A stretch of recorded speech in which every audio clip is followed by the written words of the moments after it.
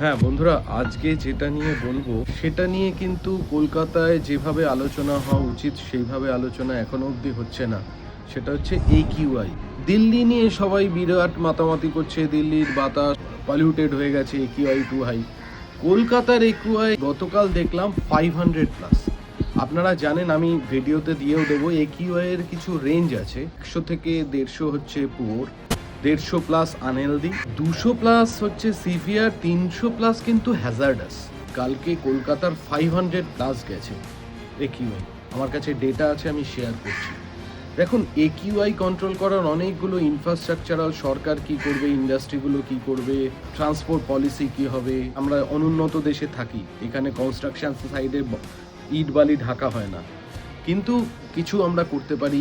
কার বেশি ইউজ করা, ছোট ছোট জার্নিগুলো সেগুলো নিজেরা পায়ে হেঁটে ট্রাভেল করা, প্রেফারেবলি পাবলিক ট্রান্সপোর্ট ইউজ করা। AQI যেই জায়গাটায় যাচ্ছে না, আমরা যদি ইমিডিয়েটলি চিন্তাভাবনা কিছু না করি, ভবিষ্যতে কিন্তু খুব দুর্দিন আসতে চলেছে। তাই বন্ধুরা, প্লিজ অ্যালার্ট হন। এবং গাছপালা লাগানো, তো আমি সবসময় বলি, গাছপালা লাগানো তো ডাইরেক্ট কন্ট্রিবিউশন আছে AQI-কে নিচে রাখার জন্য। রাজনৈতিক দলগুলো, সরকার কি করবে জানি না, নিজেরা যেটুকু করতে পারি সেটুকু করে ছোট ছোট কন্ট্রিবিউট করি। সবাই ভালো থাকবেন, এটুকুই বলার।